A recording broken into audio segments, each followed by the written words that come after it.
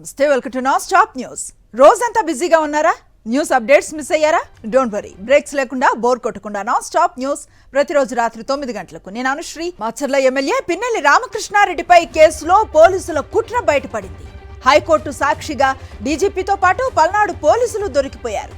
పిన్నెల్లి రామకృష్ణారెడ్డిపై కేసుల నమోదు విషయంలో రికార్డులు తారుమారు చేసినట్లుగా వెల్లడించిన ఉదంతం బయటకు వచ్చింది.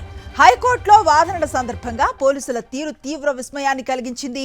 ప్రభుత్వం జీవో లేకుండా, నిబంధనలు పాటించకుండా పోలీసుల తరఫున వాదనలకు దిగారు న్యాయవాది అశ్విని కుమార్. పోలీసుల వాదనలపై పిన్నెల్లి తరపు న్యాయవాది తీవ్ర అభ్యంతరాన్ని వ్యక్తం చేశారు. ఏకంగా ఉన్నత న్యాయస్థానాన్ని తప్పుడు సమాచారం అందిస్తున్నారని ఆయన అభ్యంతరాన్ని వ్యక్తం చేశారు. వెంటనే హైకోర్టు రికార్డులను పరిశీలించింది. ఇందులో విస్మయం కలిగించే అంశాలు బయటకొచ్చాయి. పిన్నెల్లిపై అదనంగా మోపిన 3 కేసులు మే 23న నమోదు చేసినట్లుగా బయటకొచ్చింది. ఆ తర్వాత మే 24నే స్థానిక మెజిస్ట్రేట్కు తెలియజేసినట్లుగా రికార్డుల్లో వెల్లడైంది.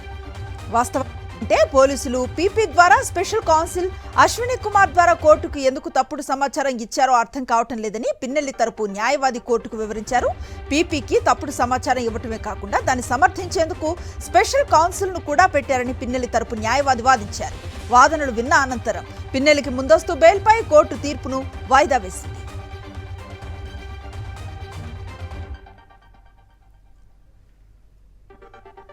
ఏపీలో కౌంటింగ్ సజావుగా నిర్వహించేందుకు అన్ని ఏర్పాట్లు పూర్తి చేస్తున్నారు. కౌంటింగ్ విధుల్లో పాల్గొనే అధికారులకు తొలి దశ శిక్షణను నిర్వహిస్తున్నారు.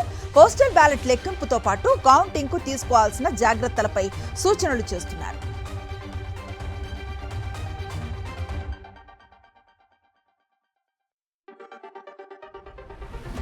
ఏపీ వ్యాప్తంగా పోలీసుల కార్డన్ సెర్చ్ కొనసాగుతోంది. ఎన్నికల కోడ్ నేపథ్యంలో ప్రతి జిల్లాలోనూ పోలీసులు కార్డన్ సెర్చ్ నిర్వహిస్తున్నారు. అనుమానితులను ప్రశ్నిస్తున్నారు. ఈ నెల 24 నుంచి ఇవాల్టి వరకు నిర్వహించిన కార్డన్ సెర్చ్ లో 23 మందిని అరెస్ట్ చేసినట్లుగా డీజీపీ హరీష్ కుమార్ గుప్తా వెల్లడించారు. రాష్ట్ర వ్యాప్తంగా మొత్తం 502 ప్రాంతాల్లో సోదాలు కొనసాగాయన్నారు. సరైన పత్రాలు లేని 2602 వాహనాలను సీజ్ చేసినట్లుగా వెల్లడించారు. 23 మందిని అరెస్టు చేయగా 7గురికి నోటీసులు ఇచ్చినట్లుగా డీజీపీ హరీష్ కుమార్ గుప్తా వెల్లడించారు.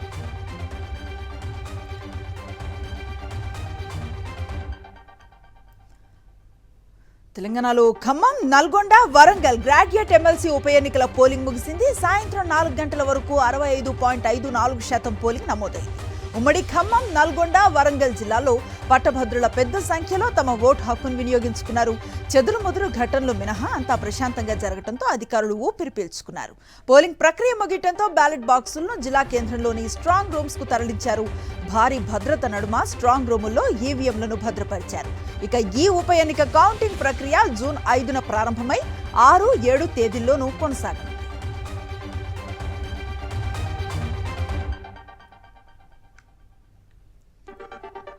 జయశంకర్ భూపాల్పల్లి జిల్లాలో మేడిగడ్డ లక్ష్మీ బ్యారేజ్ ని అధికారుల బృందం పరిశీలించింది. నేషనల్ డ్యామ్ సేఫ్టీ అథారిటీ ఆదేశాల మేరకు ఈఎన్సీ అనిల్ కుమార్ నేతృత్వంలో సెంట్రల్ డిజైన్ ఆర్గనైజేషన్ కు చెందిన 6 సభ్యుల బృందం బ్యారేజీని సందర్శించింది. క్షేత్రస్థాయిలో పరిస్థితులను అంచనా వేసింది. బ్యారేజ్ పై కుంగిన వంతెన, 7వ బ్లాక్ లో దెబ్బతిన్న పియర్స్ ను పరిశీలించింది. పిల్లర్ల కుంగుబాటుకు గల కారణాలను అడిగి వాటి ఫుటేజ్లను సేకరించారు అధికారులు. అలాగే ఇటీవల ఏర్పడిన బొరియా ప్రాంతాన్ని, గేట్ల స్థితిగతులను అడిగి తెలుసుకున్నారు.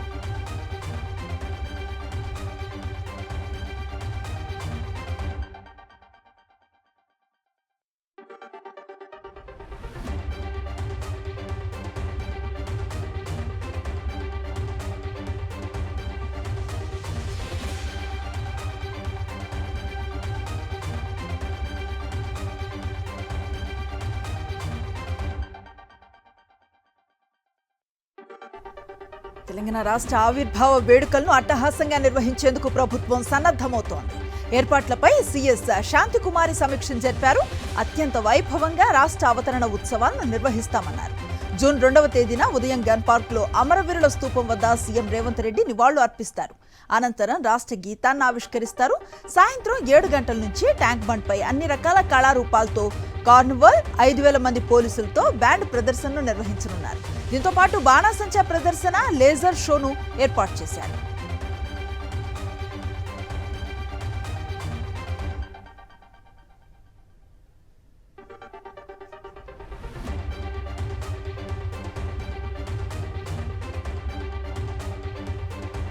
తెలంగాణ రాష్ట్ర గేయం రూపొందించే విషయంపై వివాదం రాచుకుంది.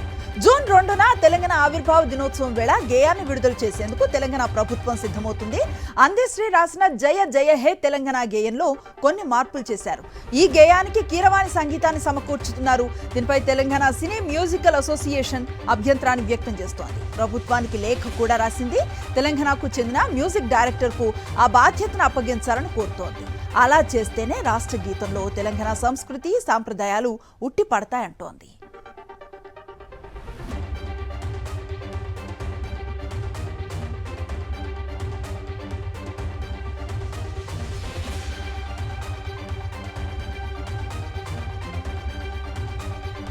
రాధాకృష్ణరావు కన్ఫ్యూషన్ స్టేట్మెంట్ లో సంచలన విషయాలు బయటపడ్డాయి. ఆయన ఎమ్మెల్యే కొనుగోలు కేసు గురించి కీలక విషయాలను బయటపెట్టారు.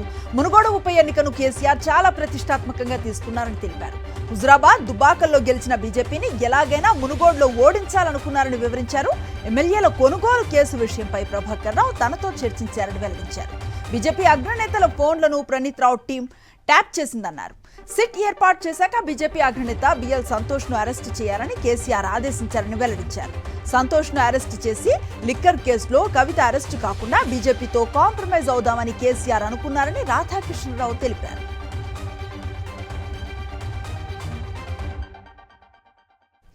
ఫోన్ ట్యాపింగ్ విషయంలో కరీంనగర్ ఎంపీ బండి సంజయ్ సంచలన వ్యాఖ్యలు చేశారు. ఎమర్జెన్సీ కంటే దారుణమైన కేసు ఫోన్ ట్యాపింగ్ వ్యవహారం అన్నారు. రాజ్యాంగ మౌలిక సూత్రాల్ని ఉల్లంఘించిన నీచుడు కేసీఆర్ అంటూ వ్యాఖ్యానించారు. ఫోన్ ట్యాపింగ్ తో ప్రతిపక్షాలపై కేసీఆర్ సైబర్ దాడి చేశారంటూ ఆరోపించారు బండి సంజయ్.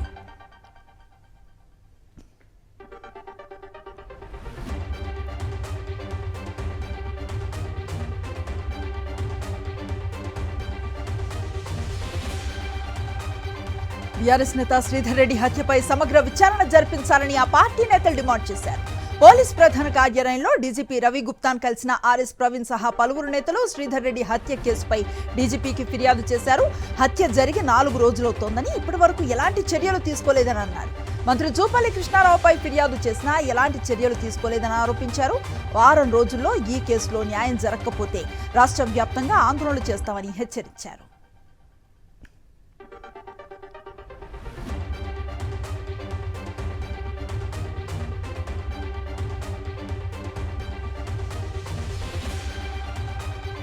రోజులైంది 4 రోజులైతే ఒక్కరు కూడా నిందితుడు ప్రధాన నిందితుడు దొరకలేదు. పైగా ఈ కేసులో ప్రధాన నిందితుడైన కృష్ణప్రసాద్ అనే వ్యక్తి నిన్న జూపల్లి కృష్ణారావు ఇంట్లో, చిన్నంబావి మండలం జూపల్లి కృష్ణారావు ఇంట్లో బాజాప్తా ప్రెస్ కాన్ఫరెన్స్ పెట్టిండు. మరి ఎక్కడుంది పోలీస్ వ్యవస్థ? ఎక్కడుంది న్యాయం? అంటే మీకొక న్యాయం, మాకొక న్యాయం. మంత్రి అటువైపు ఉన్నాడు, అదేవిధంగా మంత్రి అనుచరున్నాడు. కనీసం వాళ్ళని పట్టుకొని అడగలేదు, వాళ్ళు ప్రశ్నించలేదు. హైదరాబాద్ శేర్లింగంపల్లిలో గోడ కూలి మృతి చెందిన కుటుంబాలను మాజీ మంత్రి కేటీఆర్ పరామర్శించారు. మృతుల కుటుంబాలకు బీఆర్ఎస్ పార్టీ తరఫున ఒక్కొక్క కుటుంబానికి ₹1,00,000 ఆర్థిక సాయాన్ని ప్రకటించారు. రాష్ట్ర వ్యాప్తంగా ఆదివారం కురిసిన భారీ వర్షాలకు 14 మంది మృతి చెందారని, వారి కుటుంబాలను ప్రభుత్వం ఆదుకోవాలని కోరారు.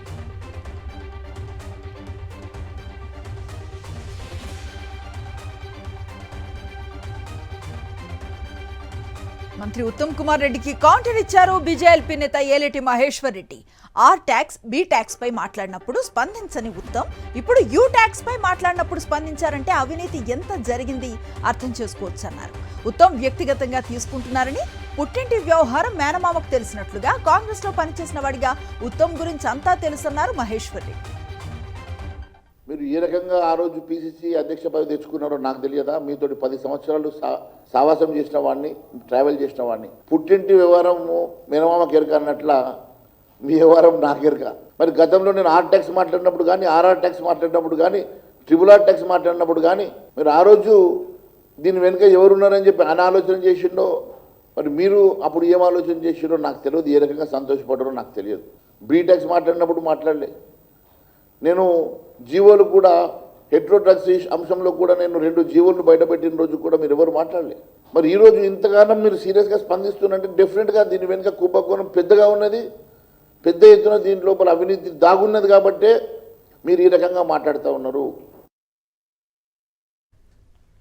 తెలంగాణ బీజేపీ చీఫ్ కిషన్ రెడ్డికి సవాల్ విసిరారు TPCC working president Jaggareddy. BJP నేతలు ఎన్ని డ్యాములు కట్టారో, ఎంతమందికి నీళ్లిచ్చారో చెప్పే దమ్ముందా అంటూ సవాల్ విసిరారు. కాంగ్రెస్ పార్టీతో పోటీ పడగలరా అంటూ జగ్గారెడ్డి సవాల్ విసిరారు. ఒక్క డ్యాము కట్టని ప్రధానమంత్రి గురించి ఇన్ని మాటలు నడుపుతారే బీజేపీ వాళ్ళు. ఎస్, మేము ఒక డ్యామ్ కట్టినాము, ఒక 30,000 మందికి, 40,000 మందికి, 1,00,000 మందికి ఉద్యోగాలు వచ్చి ఒక ఇండస్ట్రీ తెచ్చినాము అని గల్లా ఎగరేసి చెప్పే ఒక దమ్ము తెలంగాణ బీజేపీ రాష్ట్ర అధ్యక్షుడికి ఉందా? ఛాలెంజ్ చేయగలుగుతారా కాంగ్రెస్ పార్టీని? ఒక ఇండస్ట్రీ మోడీ గారు ఒక డ్యామ్ కట్టినట్టు కానీ, ఒక ఇండస్ట్రీ కట్టినట్టు కానీ మోడీ గారు కట్టిర్రు అని మీరు ఎక్కడైనా చెప్పగలుగుతారా? ఓటు వేసేందుకు ఓ కుటుంబానికి సీఆర్పీఎఫ్ బలగాలతో బందోబస్తును కల్పించారు. కోనసీమ జిల్లా అమలాపురం పట్టణంలో జరిగింది ఈ ఘటన. ఇది కాస్త ఆలస్యంగా వెలుగులోకి వచ్చింది. తమపై కుల వివక్ష చూపుతున్నారని, ఓటు వేయకుండా అడ్డుకున్నారని ఓ కుటుంబం ఎన్నికల సంఘానికి ఫిర్యాదు చేసింది. దీంతో పోలీసులు, రెవెన్యూ సిబ్బంది పర్యవేక్షణలో ఆ కుటుంబాన్ని బందోబస్తుతో పోలింగ్ కేంద్రానికి తీసుకువెళ్లి ఓటు వేయించారు. అనంతరం తిరిగి వారిని సురక్షితంగా ఇంటికి చేర్చారు. బెంగళూరు డ్రగ్స్ కేసులో విచారణకు నటి హేమ డుమా కొట్టారు. ఇవాళ విచారణకు రావాలని బెంగళూరు సిబిఐ అధికారులు ఆదేశాలు జారీ చేశారు. అయితే తాను వైరల్ ఫీవర్తో బాధపడుతున్నానని సిసిబికి హేమ చెప్పారు. కానీ హేమ లేఖను పరిగణలోకి తీసుకొని అధికారులు ఆమెకు మరోసారి నోటీసులు జారీ చేసేందుకు సిద్ధమవుతున్నారు.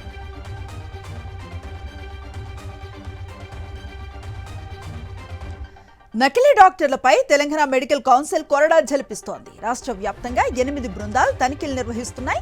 ఇప్పటి వరకు 50 మంది నకిలీ వైద్యులను గుర్తించామన్నారు తెలంగాణ మెడికల్ కౌన్సిల్ సభ్యులు డాక్టర్ శ్రీనివాస్. ఇక అర్హత లేని నకిలీ వైద్యులు స్వతహాగా క్లినిక్లు బంద్ చేయాలని, లేదంటే చర్యలు తప్పవని హెచ్చరించారు doctor Srinivas. Visakha special POCSO court సంచలన తీర్పునిచ్చింది. సొంత మనమరాలిపై లైంగిక దాడికి పాల్పడ్డ కామ పిశాచికి 20 ఏళ్ల జైలు శిక్షను విధించారు జస్టిస్ ఆనంద్. 5వ తరగతి చదువుతున్న బాలికపై శ్యామ్ సుందర్ అనే వృద్ధుడు పలుమార్లు అత్యాచారానికి పాల్పడ్డాడు. మల్కాపురం పోలీస్ స్టేషన్ పరిధిలో చోటు చేసుకున్న ఈ ఘటనపై దిశ పోలీస్ స్టేషన్లో కేసు నమోదైంది. వేగంగా విచారణ పూర్తి చేసిన స్పెషల్ పోక్సో కోర్టు శ్యామ్ సుందర్కు 20 ఏళ్ల జైలు శిక్షతో పాటు 5 లక్షల రూపాయల జరిమానాను విధించింది.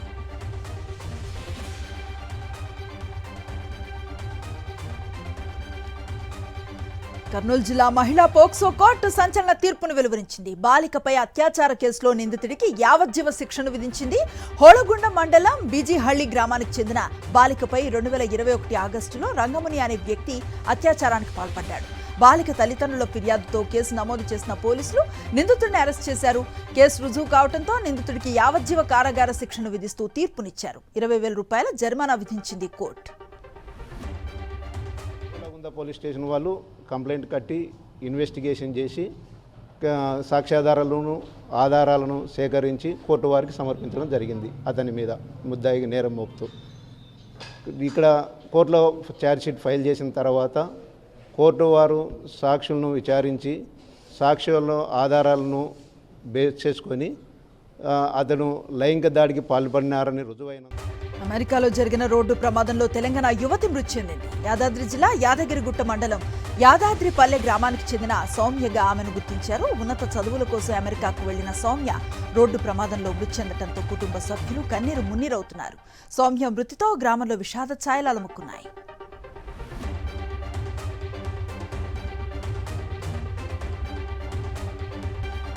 కర్నూలు జిల్లాలో కురుస్తూ ఉన్న వర్షాలకు వజ్రాల పంట పండుతోంది. తుగ్గలి మండలం జొన్నగిరిలో పొలంలో 2 వ్యక్తులకు 2 వజ్రాలు దొరికాయి. దొరికిన వజ్రాలను స్థానిక వ్యాపారులు కొనుగోలు చేశారు.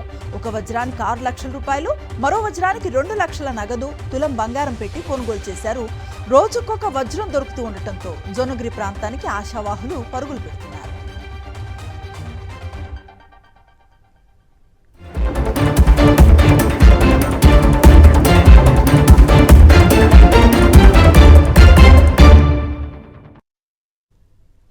జాతీయ వార్తలు చూద్దాం. ఢిల్లీ లిక్కర్ కేసులో కవిత బెయిల్ పిటిషన్పై విచారణ రేపటికి వాయిదా పడింది. ఢిల్లీ హైకోర్టులో కవిత తరపు లాయర్ విక్రమ్ చౌదరి వాదనలు వినిపించారు. మహిళను విచారణ కోసం కార్యాలయానికి పిలవకూడదని వాదించారు. కేసు నమోదు చేసినప్పుడు కవిత పేరే లేదని, ఈ విచారణలో సమీర్, బుచ్చిబాబు, మాగుంట కవిత పేరు చెప్పారని కోర్టు దృష్టికి తీసుకువెళ్లారు. కవితను అరెస్టు చేయాల్సిన అవసరం లేదన్నారు. సిబిఐ విచారణ, అరెస్టులో చట్టపరమైన ప్రక్రియను పాటించలేదని తెలిపారు. ఈడీ కేసులో ఇప్పటి వరకు 7 ఛార్జ్షీట్లు దాఖలు చేసిందని, సిబిఐ సమన్లన్నింటినీ సహకరించినట్లుగా కోర్టుకు తెలియజేశారు. జూన్ 4న ఈవీఎంలను తిట్టిపోసేందుకు ఇండియా కూటమి నేతలు రెడీ అవుతున్నారని ఎద్దేవా చేశారు కేంద్ర హోంమంత్రి అమిత్ షా. నరేంద్ర మోదీని 3వసారి ప్రధానమంత్రిని చేసేందుకు దేశ ప్రజలు ఎప్పుడో నిర్ణయించుకున్నారన్నారు. ఉత్తరప్రదేశ్లో గోసీపూర్లో బీజేపీ ఎన్నికల ర్యాలీలో మాట్లాడారు కేంద్ర మంత్రి అమిత్ షా. కాంగ్రెస్ ఎస్పీపై విమర్శలను గుప్పించారు. 4 तारीख को 2 बजे राहुल बाबा की प्रेस कॉन्फ्रेंस है और वो कहेंगे हम चुनाव ईवीएम के कारण हारे हैं। अरे राहुल बाबा, नाचना न आए आंगन टेढ़ा, भैया ईवीएम नहीं हराएगा आपको। ये मेरे चंदौली के शेर हराने वाले हैं, शेर हराने वाले। कांग्रेस समाजवादी पार्टी और दूसरी ओर 23 साल तक मुख्यमंत्री रहने के बाद भी जिस पर 25 पैसे का आरोप नहीं है, ऐसे हमारा नरेंद्र मोदी। ఎన్నికల ప్రచారానికి వెళ్లిన కాంగ్రెస్ నేత రాహుల్ గాంధీ త్రుటిలో ప్రమాదం నుంచి తప్పించుకున్నారు. ఆయనెక్కిన వేదిక పాక్షికంగా కుంగిపోయింది. దీంతో బ్యాలెన్స్ తప్పి పక్కకు పడబోయారు రాహుల్. క్షణాల్లో తేరుకొని నిలబడ్డారు. బీహార్లో పాలీగంజ్లో జరిగింది ఈ ఘటన. ఆర్జేడీ నేతలు తేజస్వి యాదవ్, మిసా భారతితో కలిసి ఈ సభలో పాల్గొన్నారు రాహుల్ గాంధీ. వీరంతా స్టేజ్ పైకి రాగానే సభా వేదిక పాక్షికంగా కూలింది. స్టేజ్ దిగిపోవాలని సెక్యూరిటీ సూచించినా అదే వేదికపై ప్రసంగించారు రాహుల్ గాంధీ.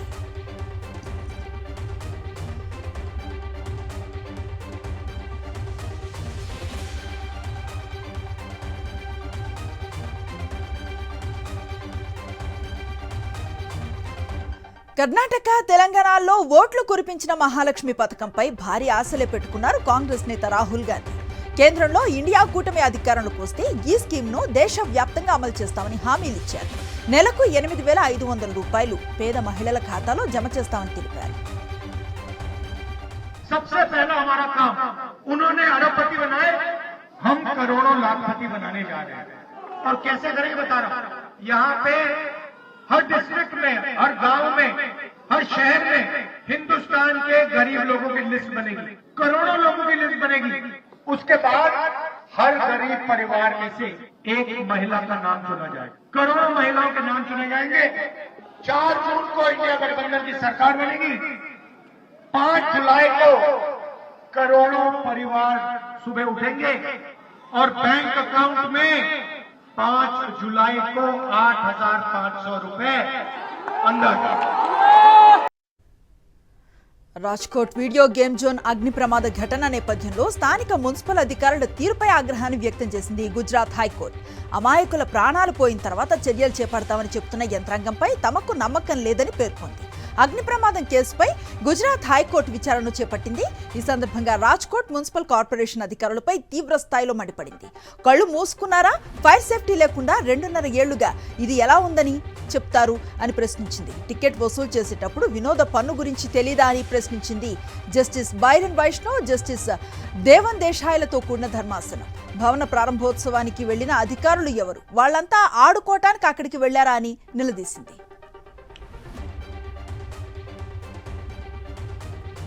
రాజ్యసభ ఎంపీ స్వాతి మాలివాల్ ఢిల్లీలో హజారీకోట్లో కన్నీటి పర్యంతమయ్యారు. ఆప్ రోల్ ఆర్మీ తనపై తీవ్ర స్థాయిలో తప్పుడు ప్రచారం చేస్తోందని వాపోయారు. ఓ యూట్యూబర్ కారణంగా తనకు బెదిరింపులు వస్తున్నాయని ఆరోపించారు. ఢిల్లీ సీఎం కేజ్రీవాల్ సహాయకుడు బిభవ్ కుమార్ బెయిల్ పిటిషన్పై హజారీకోట్లో విచారణ జరిగింది. మే 13న స్వాతి మాలివాల్ సీఎం ఇంట్లోకి అనుమతి లేకుండా ప్రవేశించడం అతిక్రమణే అని వాదనలు వినిపించారు బిభవ్ తరపు లాయర్లు. ఉద్దేశపూర్వకంగానే ఆమె సమస్యలు సృష్టించారని ఆరోపించారు. ఈ ఆరోపణలు విన స్వాతి మాలివాల్ కన్నీరు పెట్టుకున్నారు.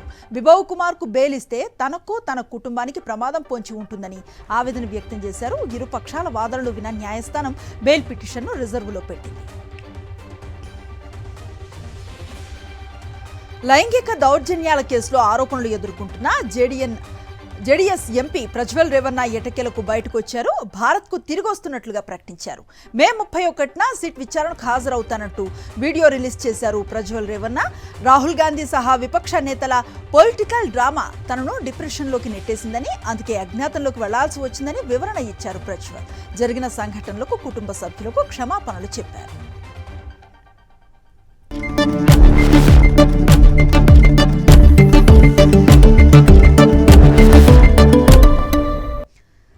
ఉదయం అంతర్జాతీయ మార్కెట్ల నుంచి వచ్చిన పాజిటివ్ ట్రెండ్స్ తో స్టాక్ మార్కెట్స్ కొత్త రికార్డులను చేరాయి. సెన్సెక్స్ ఆల్ టైమ్ హైని తాకింది. చివరకు ముగింపులో 19 పాయింట్ల నష్టంతో సెన్సెక్స్ 75,390 పాయింట్ల వద్ద ముగిసింది. నిఫ్టీ 24 పాయింట్ల నష్టంతో 22,932 పాయింట్ల వద్ద ముగిసింది.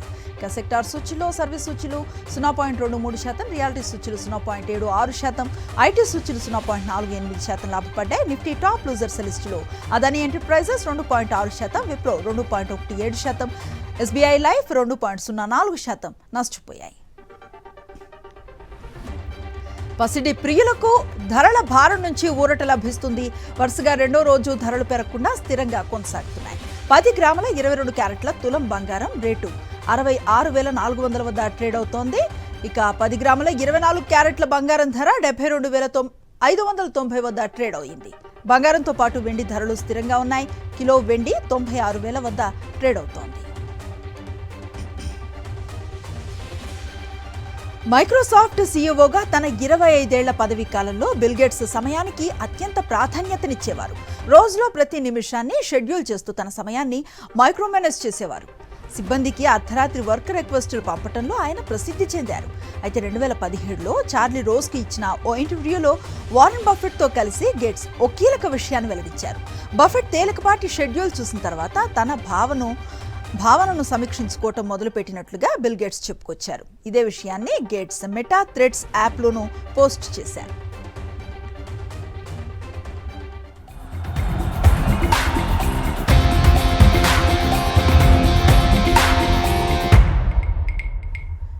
స్పోర్ట్స్ అప్డేట్స్ చూద్దాం. చెక్ రిపబ్లిక్ లో జరిగే ఆస్ట్రోవా గోల్డెన్ స్ప్రైక్ మీట్ కు భారత జెవెలిన్ throw star Neeraj Chopra దూరమయ్యారు.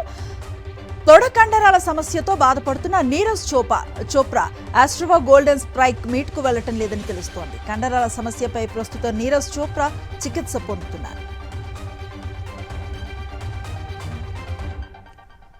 ICC ప్రపంచ కప్ ఆడేందుకు టీమిండియా జట్టు అమెరికాలో ల్యాండ్ అయింది. తొలి బ్యాచ్ లో రోహిత్ శర్మ సహా 11 మంది ఆటగాళ్లు న్యూయార్క్ కు చేరుకున్నారు.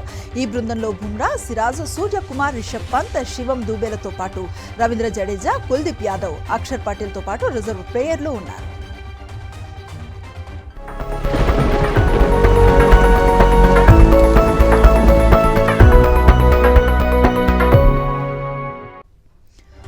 అప్డేట్స్ చూద్దాం. బంగాళాఖాతంలో ఏర్పడ్డ రెమాల్ తుఫాను బంగ్లాదేశ్ పశ్చిమ బెంగాల్ సరిహద్దుల్లో తీరం దాటిన తర్వాత విధ్వంసాన్ని సృష్టించింది. తీరం దాటే సమయంలో తుఫాను ధాటికి బెంగాల్ వణికిపోయింది. 135 కిలోమీటర్ల వేగంతో వీచిన బలమైన గాలులకు వందల సంఖ్యలో వృక్షాలు నేలకొరిగాయి. సాధారణ రైలు, మెట్రో రైల్ సర్వీస్తో పాటు ట్రాఫిక్కు తీవ్ర అంతరాయం ఏర్పడింది. కోల్కతాలో అనేక చోట్ల నీరు నిలిచిపోవడంతో వాహనదారులు తీవ్ర ఇబ్బందులను ఎదుర్కొన్నారు. రెమాల్ తుఫాను ప్రభావంతో ఏపీలో పలు చోట్ల జోరుగా వానలు కురుస్తున్నాయి. దీంతో వాతావరణ శాఖ అధికారులు అలర్ట్ అయ్యారు. కర్నూలు, నంద్యాల, కాకినాడ జిల్లాల్లో భారీ వర్షాలు పడుతున్నాయని పేర్కొన్నారు. తుఫాన్ ఎఫెక్ట్తో కాకినాడ, ఉప్పాడ సాగర్ తీరంలో కడలి కల్లోలంగా మారింది. 3 రోజులుగా ఉవ్వెత్తున ఎగిసి పడుతున్న కెరటాలు స్థానికులు భయపెడుతున్నాయి. ఉప్పాడ, కాకినాడ బీచ్ రోడ్ పైకి అలలు వచ్చి పడుతున్నాయి. దీంతో ఆ మార్గం ప్రమాదకరంగా మారింది. అటు సూరాడపేట, మాయాపట్నంలో వేసిన జియో ట్యూబ్లు ధ్వంసం అవ్వడంతో తీరంలో మత్స్యకారుల ఇళ్లలోకి కెరటాలు చొచ్చుకువచ్చాయి. దీంతో కొన్ని పూరిళ్లు పాక్షికంగా దెబ్బతిన్నాయి.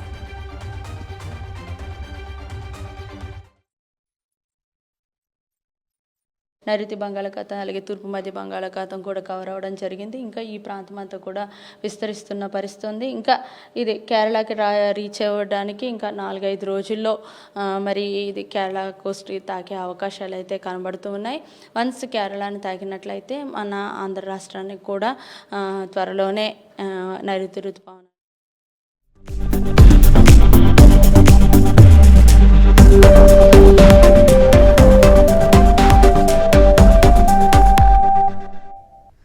సినిమా విశేషాల సమాహారం స్క్రీన్ 90 ఇప్పుడు చూద్దాం. రవితేజ కెరీర్ లో రూపొందబోయే 75వ సినిమాలో శ్రీలీల కథానాయికగా నటించబోతోందట. ఈ జంట ధమాకాలో కలిసి ఆడిపాడిన మ్యాటర్ తెలిసిందే. భారతీయుడు 2 మూవీ నుండి మొదటి సింగిల్ వచ్చింది. రెండో పాట 29వ తారీఖున విడుదల చేయబోతున్నారు. జూన్ 1న ఆడియో లాంచ్ ఈవెంట్ చేయబోతున్నారు. మిరాయిలో మంచు మనోజ్ డ్యూయల్ రోల్లో కనిపించబోతున్నాడట. ఓ క్యారెక్టర్ లో హీరోయిజం, మరో పాత్రలో విలనిజం చూపించబోతున్నాడట. అజిత్ తో నయనతార మరోసారి కలిసి నటించబోతోంది. గుడ్ బ్యాడ్ అగ్లీ మూవీలో వీళ్లు జోడీ కట్టబోతున్నారట. కల్కి 2898 ఏడి మూవీ నుండి బుజ్జి థీమ్ మ్యూజిక్ ను విడుదల చేశారు మేకర్స్. జూన్ 27న మూవీ విడుదల కాబోతోంది.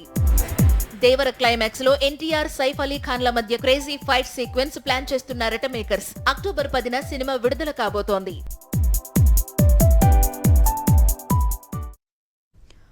ఇవి non stop 9 PM news details.